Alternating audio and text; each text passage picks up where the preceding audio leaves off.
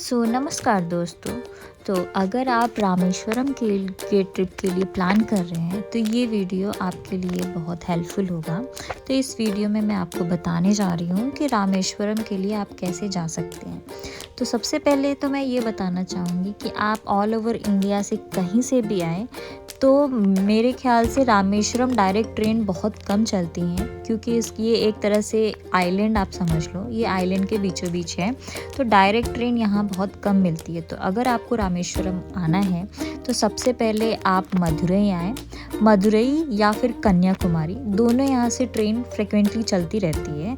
But अगर आप direct Rameswaram जाने का प्लान कर रहे हैं तो उसकी टाइमिंग बहुत कम है। तो आप मदुरई से या कन्याकुमारी से डायरेक्ट ट्रेन ले सकते हैं। तो हम यहाँ मदुरई पहले अराइव करके मदुरई से हमने ट्रेन ली थी रामेश्वरम के लिए, जो कि हमने सुबह 6 बजे की ट्रेन ली थी। वहाँ हर 3 से 4 घंटे में ट्रेन चलती रहती है। तो जब हमने ट्रेन ली उसके बाद हम थोड़ी देर ट्रैवल करने के बाद हम, जैसा कि आप जानते हैं कि पंबन ब्रिज बहुत फेमस है। पंबन ब्रिज एक तरह से बहुत ख़तरनाक और 100 साल पुराना ब्रिज है, जैसा कि आप वीडियो में देख सकते हो।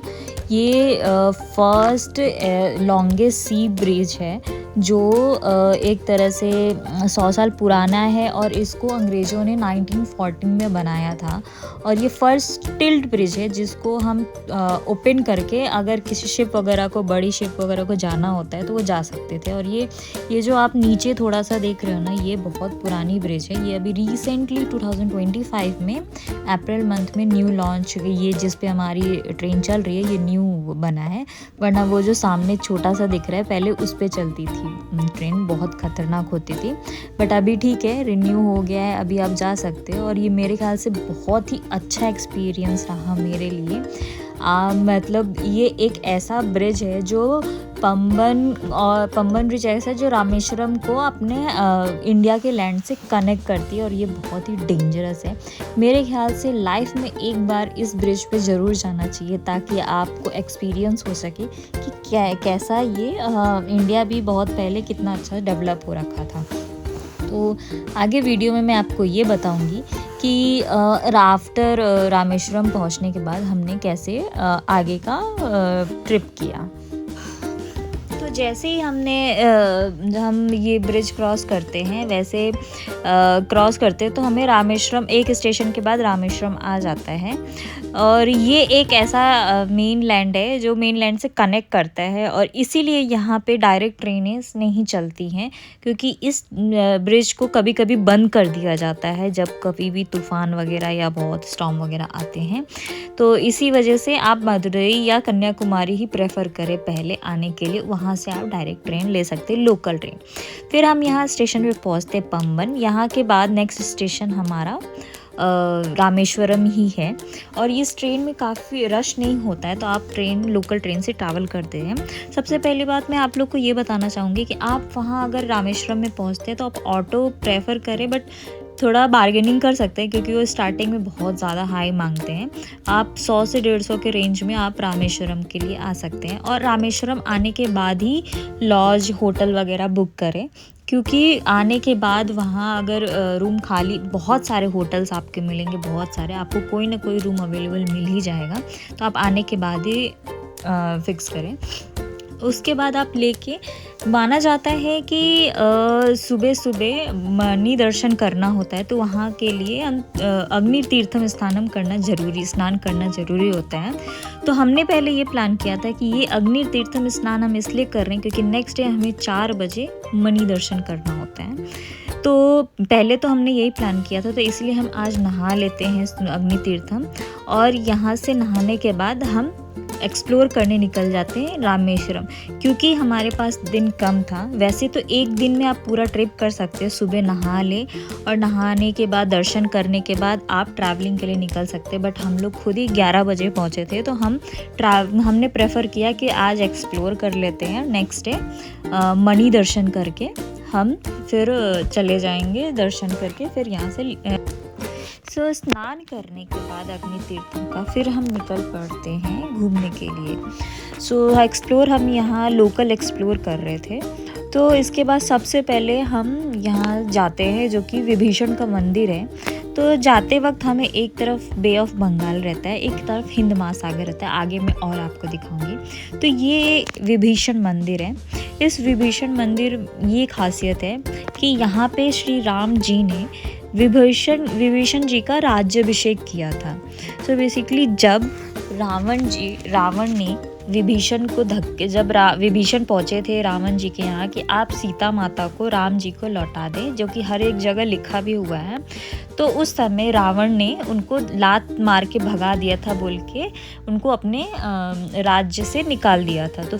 तो जब विभीषण को रावण जी ने निकाल दिया था तो उसके बाद विभीषण जी यहाँ पे श्री राम जी से मिलने आए थे और उन्होंने मिलके अपना गाथा सुनाई। तो यहाँ पे ही श्री राम जी ने उनको पहले ही राज्याभिषेक कर दिया था कि जब भी हम अगर श्रीलंका के नेक्स्ट जो भी राजा होंगे आप ही होंगे, आपका पहले से ही उन्होंने सत्कार करके उन्होंने सब बता दिया था। यहाँ आप मंदिर में आते हुए आप देखोगे पूरा एक एक चीज़ यहाँ पे मेंशन है और एक एक चीज़ लिखी हुई है। और यही एक मंदिर है जहाँ पे विभीषण जी का भी पूजा किया जाता है।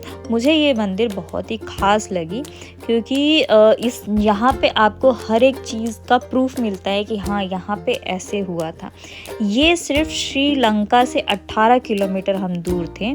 यहाँ से बाहर निकलने के बाद आप देख सकते हो ये राम पथ है। माना जाता है कि इस पथ पे कभी श्री राम ने अपने पाँव रखे थे और ये श्रीलंका के साइड से है, तो ये बहुत कम दिख रहा था।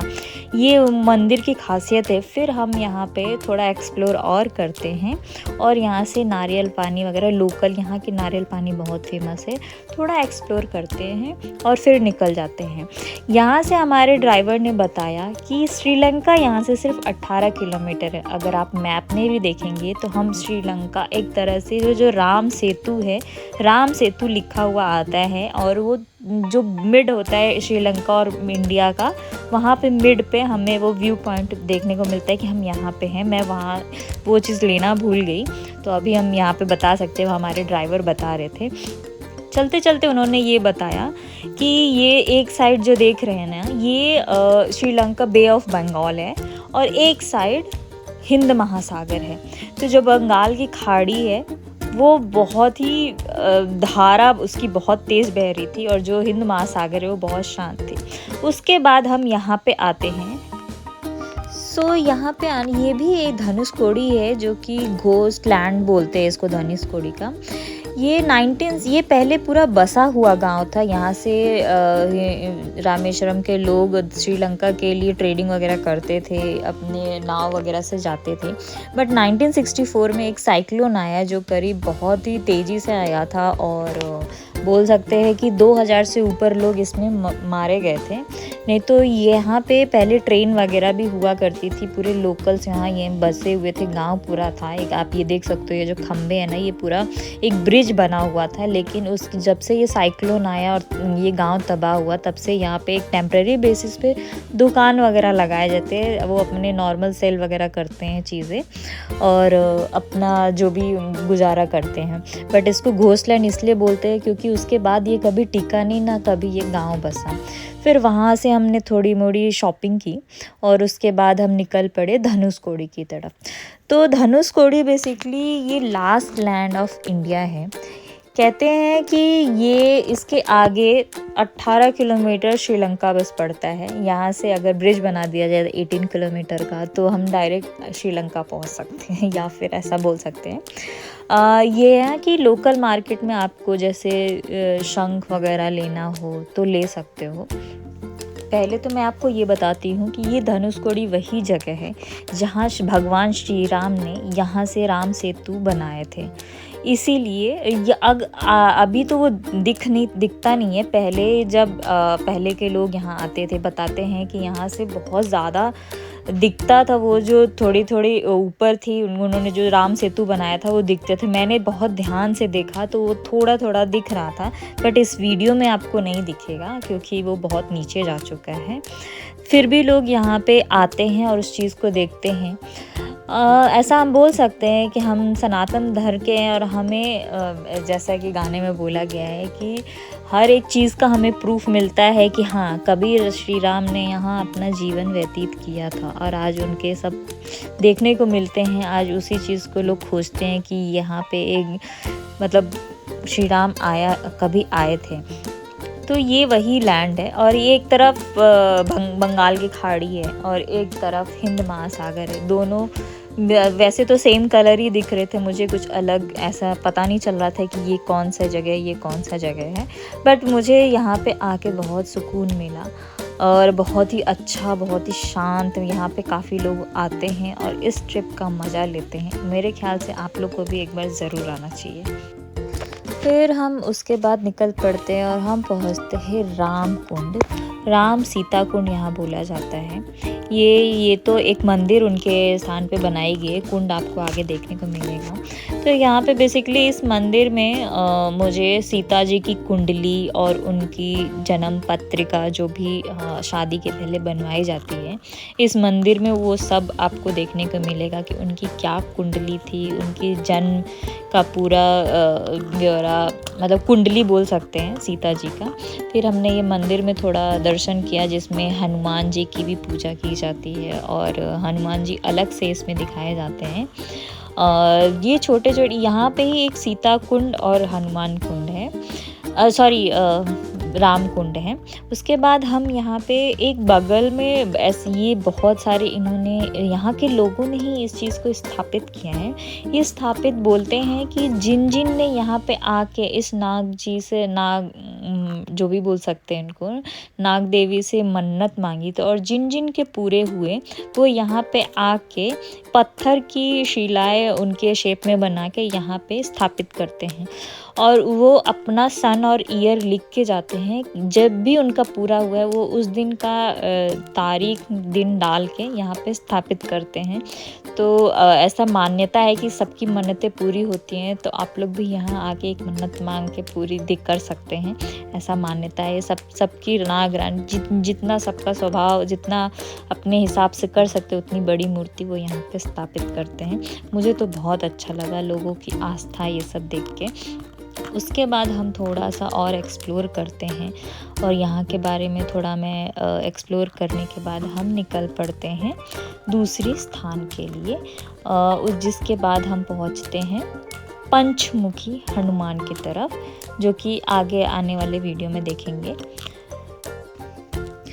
माना जाता है कि ये वही कुंड है, ये राम कुंड वही है जब उन्होंने तीर निकाला था फेंकने के लिए, छोड़ने के लिए, और फिर उन्होंने कहीं और जाके छोड़ा था।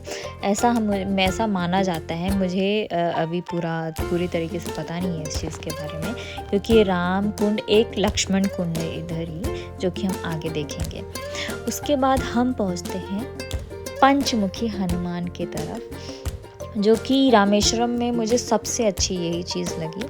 यहाँ पे 5 मुख वाले हनुमान जी आपको देखने को मिलेंगे, देख सकते हैं आप अंदर जाके भी।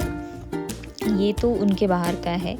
यहाँ ये मंदिर में खासियत ये है कि यहाँ पे सतयुग का पत्थर तैरता है और कलयुग का पत्थर डूब जाता है। वैसे यहाँ पे दिखाना मना था, यहाँ पे फ़ोटो खींचना मना। ये देखिए, ये पत्थर वही है जो डूबता नहीं है। उन्होंने पानी में हमें तैरते हुए दिखाया भी, बट हम वहाँ पे वीडियो नहीं ले सकते थे, इसलिए हम लिए नहीं। ये वही मंदिर है, यहीं पे पंचमुखी हनुमान जी का भी मंदिर है।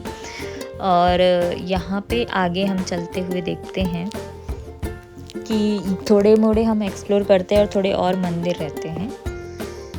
उसके बाद हम एक मंदिर ये एक्सप्लोर करते हैं। उसके बाद हम पहुंचते हैं लक्ष्मण कुंड।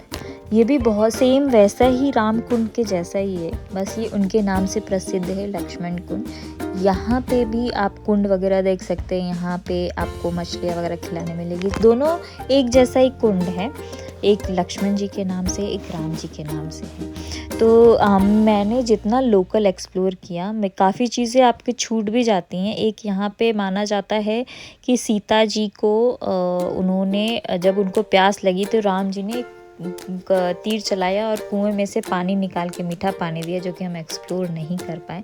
तो आप आइएगा तो ज़रूर एक्सप्लोर करिएगा, और थोड़ा ज़्यादा टाइम लेके आइएगा, अप्रॉक्स 2 दिन का, तो ही आप पूरा एक्सप्लोर कर सकते हैं। फिर हम थोड़ा ये हमारा लास्ट मंदिर था जो कि हमें ऑटो वाले ने ये कराया, और थोड़ी मैंने गाय माता की सेवा की, और हम शाम को अपने होटल पहुंच गए। मेरे हिसाब से आप वहाँ का लोकल फूड ज़रूर ट्राई करिएगा, क्योंकि उनकी सॉफ्ट, जो हम बाकी जगह डोसा इडली खाते हैं, वहाँ के हिसाब से बहुत अलग होता है। उनके सांभर अलग होते हैं, उनकी सॉफ्टनेस अलग होती है। तो मेरे हिसाब से आप कहीं भी जाएं, वहाँ का लोकल आपको ज़रूर एक्सप्लोर करना चाहिए। और यहाँ पे आप शेल्स वगैरह या शिप्स वगैरह के बहुत सारी चीज़ें मिल रही थी, शंख वगैरह, तो आप ले सकते हैं। मैंने तो काफ़ी चीज़ें ली। तो अगले ब्लॉग में हम आपको बताएंगे कि रामेश्वरम के अंदर कैसे दर्शन करते हैं। मिलते हैं नेक्स्ट ब्लॉग में। Bye bye.